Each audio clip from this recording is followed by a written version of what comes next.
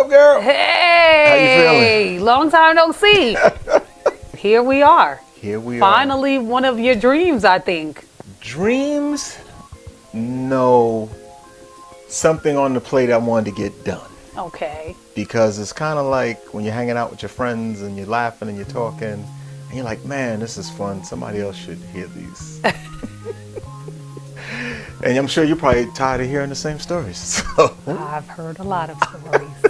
So. And honestly, sometimes it surprises me. But before we really jump into this, what I want to ask you is, what is the name of this vlog? Yes. This is welcome to DJ Diaries. That's what we are. A soulful journey. A soulful journey. Yes. See that play on Soulful Sounds? Yeah, we do that. Okay, so that resonated with you. No, definitely. Yeah, I definitely wanted to just. It's just really conversations that we have. I mean, I've been doing this my whole adult life, and in the beginning, when you started doing it, and you run into other DJs or you're working with people, you go out and you laugh and you tell stories about what happened at this party, that party, and Right. You get two DJs together, all they do is tell war stories. That's all we do is start talking about, man, I had this party and this happened, or this person did this and this, and we just go back and forth. So that's why we thought people who aren't DJs should hear some of these things, because maybe it'd be helpful to you, or at least entertaining. All right, so tell me, well, I know who you are. Okay, that's good. Obviously. That's a good thing. But do they know who you are? So Okay. tell me who you are. Well, tell them who you are. Okay. I am Denzel Washington. If No. I could be so lucky. If I could, right, yeah. Thanks. That was nice. Jeff Taylor. I started DJing 15 years old or so. My mother literally would drive me around to go do parties. I've been playing music, started with vinyl and went to CDs, and now we're doing all these audio files on computers. I am a full-time entertainer.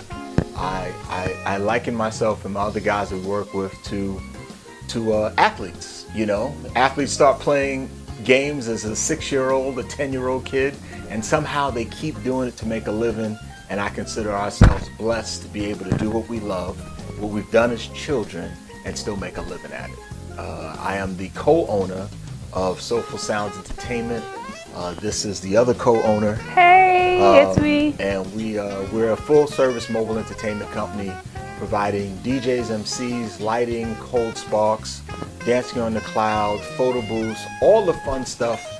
We bring it to you. We bring it to the venue. We bring it to your house. We've done some large mansion events, which is a lot of fun as well.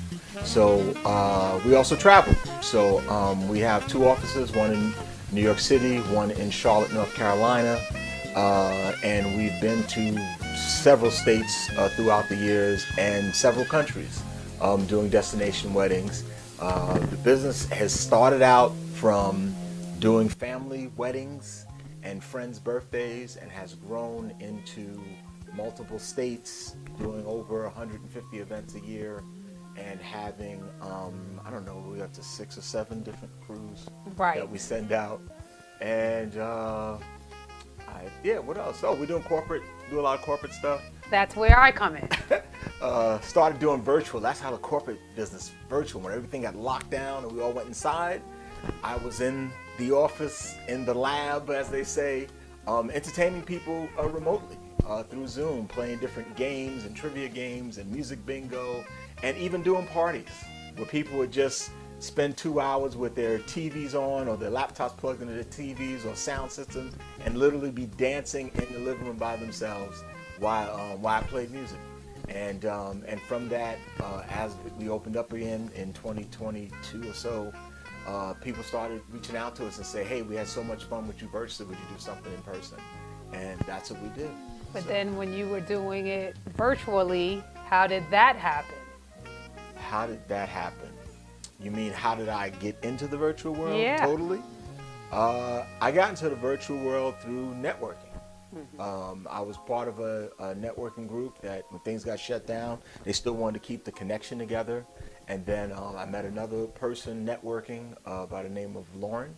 And Lauren and I hit it off. Just started having different virtual calls and came up with this music bingo. It was truly her concept. I just kind of enhanced it, and we just made it fun and interactive, and it just kind of took off, and it allowed us to go do that on a regular basis all throughout the pandemic, and then we started traveling doing that. And you guys became known as the Dynamic Duo, Dynamic Duo, yes. DJ Jeff in LA. Coming to a city near you. We've been to quite a few cities together traveling doing this. Throughout North Carolina, South Carolina, Nevada, and Florida. And Georgia, right? Did you say Georgia? I didn't say Georgia. And Georgia. And Georgia. Yeah, and Georgia. We went to Georgia too. That's Georgia 2 or 3 times. Yes. Doing events. So, yep, that's what we're doing. Well, I know you talked about becoming a DJ when you were younger, and now you're a full-time entertainer. What was your first experience being a DJ? My true first experience? Yeah, I would say your first experience being a DJ, and then how about your first experience being a full-time DJ? Okay. My original experience being a DJ was me taking apart my mother's stereo in order to be able to scratch and trying to figure out how can I make it scratch. So when years ago they had stereos, they have a rubber plate on it or plastic, whatever it was, so the record would stick to it and it would keep that momentum. But as a DJ, you want to scratch. So I remember taking her equipment, her thing apart, and she didn't beat me behind it. Wow. One of my aunt Margie still remembers it so long ago, and she said, I guess your mother knew the vision that this is something that you were really going to do, and that's why she didn't beat you behind. Yeah, that's what I was thinking. For doing it. But yeah, that was my first experience DJing and being in the basement of my mother's house and just hours and hours playing music and just practicing different scratches and cuts and trying to do fast and imitating other DJs that I saw and just trying to make it happen. That was my first experience. See, I'm glad I didn't tell you this, because this is my first time hearing that story. Wow. That was my first experience. My first party, I believe, if I remember correctly, was doing a friend's birthday party in his basement, where I bought all the equipment over there, and it was a surprise for him. Shout out to Larry Wooten. I want to say that might have been one of the first ones I remember, that we actually did. We would just go outside and play music just to do it, but to actually go somewhere and have people come in to dance and have a good time, I think that was probably one of my first ones. And as a full-time entertainer, I don't remember the first one when I went full-time. Yeah, when did you go full-time? What year was that? It was right after the pandemic, wasn't it? Yeah. Okay. Yeah, it was after the pandemic for sure. I think I'm in my 3rd year now. Okay. Full-time. I have to look in the calendar. But I think what happened is when we decided to go full-time, things just started clicking so quickly. That's why I don't really remember the day.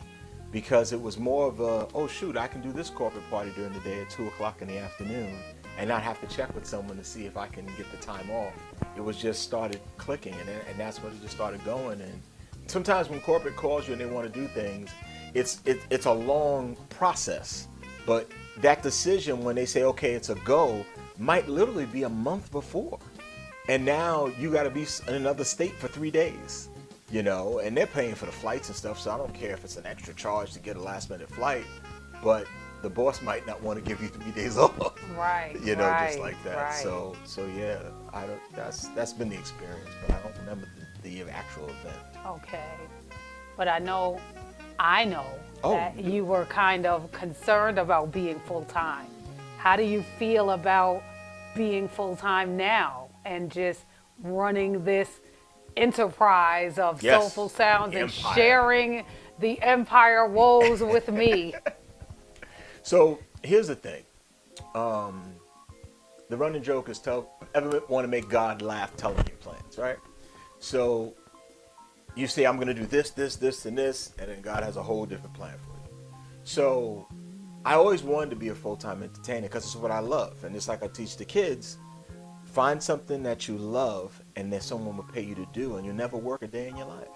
So I always loved DJing. I've always DJed my whole adult life, but I've always had a full-time job, like forever, right? Right after college, I started working full-time, and the DJ business has always been part of me. So it's always been there. I lose a job, still got the DJ business. Get laid off, still got the DJ business. But I always went back and got another job. So when we decided to relocate in North Carolina and do things, and things started happening, I never wanted to build a business in North Carolina because New York was just my life. It's where I lived. It's where I grew up. It's where my heart is. It was like, and the money was, much more different from the South. But then having a job in North Carolina and then losing the job and then getting another job and then losing the job and then getting another job and losing the job, it was like, what is going on down here? But what it is when you pray for something to happen. Right. God is telling you. God is going to make it happen, but sometimes you don't know that's what the plan is. God is like, You know? I'm trying to get you to go full time, sir. Hello. So you just keep doing, whoops, I dropped my microphone. So we're That's because I shook you. Did you see that? I just shook you and it made your microphone fall. See how God works things. Right. Anyway, so what it truly is slowing down and letting Him take the lead. And I think that's been the difference in our business, is just slowing down and letting Him take control. You know, it's kind of like when you're trying to get somewhere really fast and you keep getting caught by a light. And you're like, man, and then you try to go around a car and get caught by another light. And then you try to get here and now there's traffic. And you're like, why can't I just get where I gotta go? I need to be somewhere. And you don't know, it might be an accident up there that you would have been in if you weren't delayed. It might have been, you've seen these sinkholes in some of these states that just pop up out of nowhere. Like you don't know what it was that slowed you down to allow something else to happen that protected you. Like I used to tell people, it's kind of like an angel flying with you with an umbrella trying to keep all the bad stuff away from you.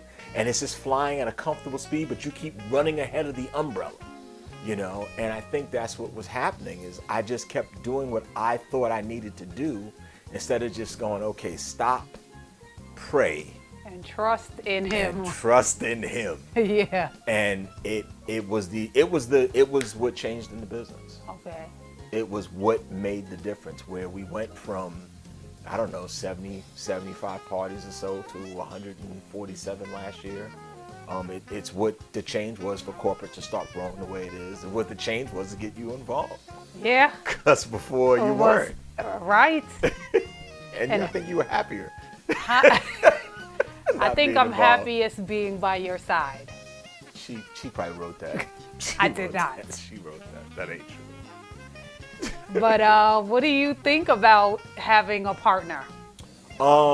It is stressful. That's the truth. I've been doing this my entire adult life. I've never had to get an approval or check in or justify anything I chose to do.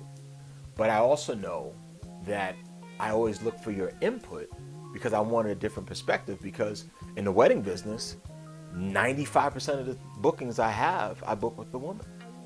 So I don't think like a woman. I don't know what a woman wants, but I want that input of a woman. Like the first website that we built. Right. My guy's like, yo, you gotta have music, you gotta have this, you gotta have that. And I'm like, I'm not trying to impress you. I'm trying to impress women.